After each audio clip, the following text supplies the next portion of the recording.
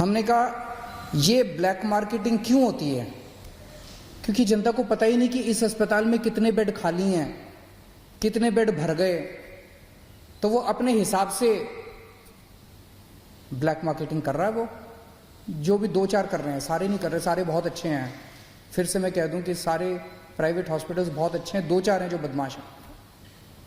अगर हम इसको, हमने ये सोचा अगर हम इसको सारी जानकारी को ट्रांसपेरेंट कर दें, अगर हम जनता को बता दें कि भाई इस अस्पताल में इतने टोटल बेड हैं, इतने खाली हैं, इतने वेंटिलेटर हैं, इतने खाली हैं, तो जनता को सब पता चल जाएगा। फिर तो कोई गड़बड़ नहीं कर सकेगा।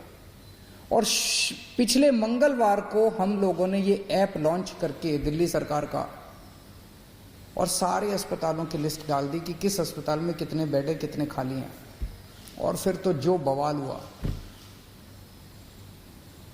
मतलब ऐसे टूट के पड़े कई लोग इसके ऊपर, जैसे हमने कोई गुनाह कर दिया, जैसे हमने ये इंफॉर्मेशन डाल के गड़बड़ कर दी। अब लोगों को पता है कि इस अस्पताल का ये लिखा हुआ है, इसके अंदर 20 बेड हैं, खाली हैं 20 बेड, लेकिन ये बेड नहीं दे रहा। जब उसके पास जाओ तो कहता बेड नहीं है, झूठ बोल रहा है।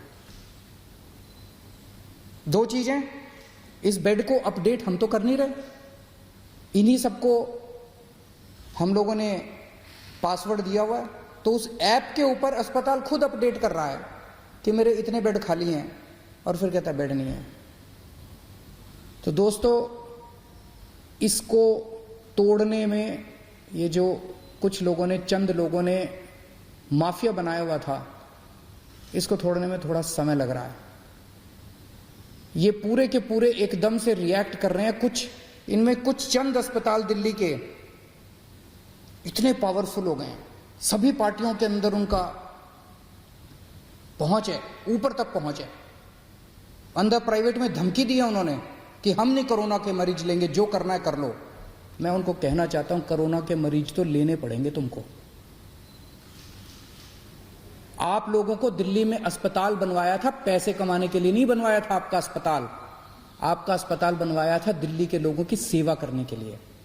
ऐसी महामारी के दौर में मोस्टली अस्पताल सेवा कर रहे हैं, मोस्टली अस्पतालों का पॉजिटिव एटीट्यूड है। लेकिन जो 2-4 अस्पताल इस गुमान में है कि वो अपनी दूसरी पार्टी के आकाओं जो बैठे हैं उनके जरिए वो अगर कुछ करवा लेंगे, वो अपनी ब्लैक मार्केटिंग करेंगे, तो उनको मैं आज चेतावनी देना चाहता हूं कि ये बख्शा नहीं जाएगा उनको। कल से मेरी टीम लगी हुई है, हमने 2-4 अफसरों को बिठाया है। जितने ये प्राइवेट अस्पताल हैं, जिस जिसकी लिस्ट है, जिस जिसको कहा गया है कि अपने अस्पताल में कोरोना की इलाज करो, एक के मालिक को कल से बुला रहे हैं। एक का मालिक आ रहा है, उनसे पूछ रहे हैं, उनसे साफ साफ कहा जा रहा है कि देखो कोरोना के मरीजों का इलाज तो करना पड़ेगा। इसके अलावा अगर तुम्हारी कोई समस्या है तो बताओ। इसके ऊपर कोई नेगोशिएशन नहीं होगी कि इलाज नहीं करेंगे, इलाज तो करना पड़ेगा। 20% बेड रखने पड़ेंगे।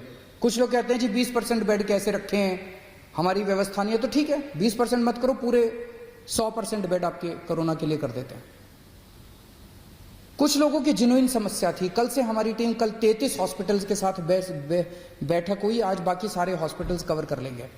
क्योंकि हम नहीं चाहते जिन लोगों की जेन्युइन समस्या है, जैसे एक हॉस्पिटल आया, उसने कहा कि हमारा जी कैंसर हॉस्पिटल है, कैंसर के मरीज आते हैं, वहां अगर कोरोना के भी साथ में होंगे तो दिक्कत होगी। ठीक है, तो उन्होंने कहा जी हमारा एक और हॉस्पिटल है जो जनरल है, हम उसमें 40% कर देते हैं, 20% की बजाय इधर का कोटा उधर कर देते हैं। बहुत अच्छी बात है, हमने उनकी बात मान ली। इसी तरह से किसी की कुछ और छोटी मोटी समस्या थी, किसी की और समस्या थी, सबकी समस्याओं का समाधान कर रहे हैं। बस एक ही चीज नॉन नेगोशिएबल है, हमारे दिल्ली के लोगों का इलाज करना पड़ेगा, कोरोना के मरीजों का इलाज करना पड़ेगा। इस पे कोई नेगोशिएशन नहीं होगी। दूसरी चीज ये कर रहे हैं, मुझे कुछ दिन का समय दीजिए, इसके ऊपर मैं मानता हूं कि पहली बार इस तरह से कोई ऐप देश के अंदर नहीं, दुनिया के अंदर पहली बार बना है, जो हर अस्पताल के बेड और वेंटिलेटर का डेटा इस तरह से ट्रांसपेरेंट कर रहा है, जनता को बता रहा है, और जनता जाके डिमांड कर रही है। मुझे बड़ी खुशी है कि सारे टीवी चैनल वाले, सारे अखबार वाले फोन कर करके एक अस्पताल की रोज रिपोर्ट ले रहे हैं, कह रहे हैं इस अस्पताल को फोन किया उसने मना कर दिया, इस अस्पताल को फोन किया उसने मना कर दिया। लेकिन इसका कुछ थोड़ा बहुत फायदा भी हुआ है। ट्यूसडे को जब हमने इसको लॉन्च किया था, दिल्ली में सारे अस्पतालों को मिला के 2800 मरीज थे और उसमें मैक्सिमम दिल्ली सरकार के अस्पतालों में थे। आज दिल्ली के 3900 मरीज हैं, 3900 मरीज हैं, 1100 मरीज ऐड हुए हैं मोस्टली प्राइवेट हॉस्पिटल्स के अंदर। वो इसी वजह से लोग, क्योंकि लोग अब इस जानकारी से सशक्त हो गए हैं और लोग जाके मांग रहे हैं। मैं फिर भी डिमांड करता हूँ, कुछ लोगों को तकलीफ आ रही है, मैं देखता रहता हूँ वीडियो, कुछ लोगों ने कहा कि मैं इस अस्पताल में गया, इस अस्पताल में गया, ऐप के ऊपर लिखा हुआ था। मैं आपकी जानकारी के लिए बता दूं, ये उन कुछ चंद अस्पतालों की बदमाशी है। कुछ दिन दीजिए मेरे को, अगर ये अस्पताल नहीं माने तो फिर हम सख्त कार्रवाई करने से बिल्कुल नहीं हिचकिचाएंगे। लेकिन मैं सभी अस्पतालों को बोल दूं कि आपको कोरोना के मरीजों की जांच तो करनी पड़ेगी। इसके साथ साथ एक और हम एक्सरसाइज कर रहे हैं कि दिल्ली सरकार का एक मेडिकल प्रोफेशनल दिल्ली सरकार की तरफ से हर प्राइवेट अस्पताल के रिसेप्शन पे बैठेगा और वो हमें जानकारी देगा कि कितने बेड इसके अंदर भर गए और कितने खाली हैं। अगर कोई जाएगा तो वो इंश्योर करेगा कि उसको एडमिशन मिले।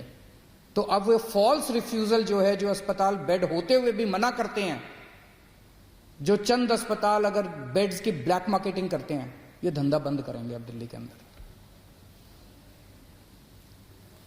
एक दिक्कत जो कुछ लोगों ने मुझे बताई कि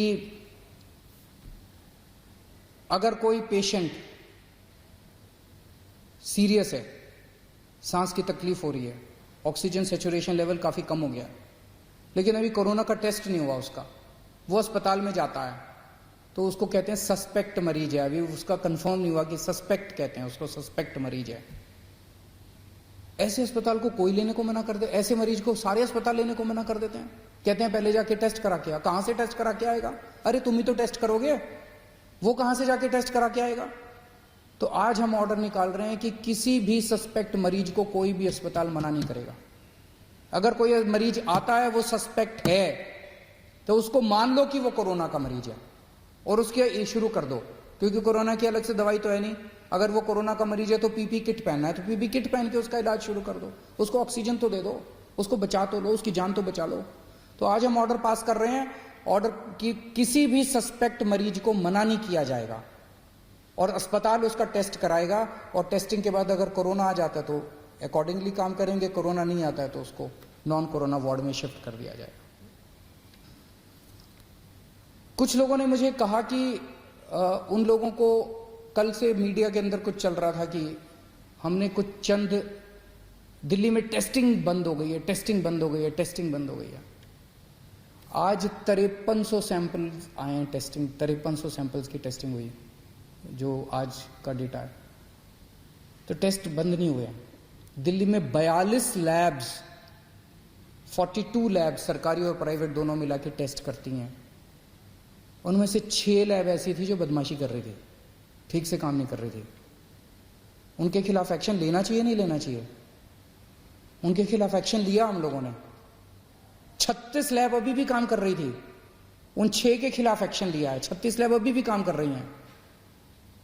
तो उनको बचाने की क्यों कोशिश की जा रही है जो लैब गलत काम कर रही हैं? तो उन 6 लैब के खिलाफ एक्शन लिया, 36 लैब अभी भी काम कर रही है, पूरे सैंपल उठ रहे हैं।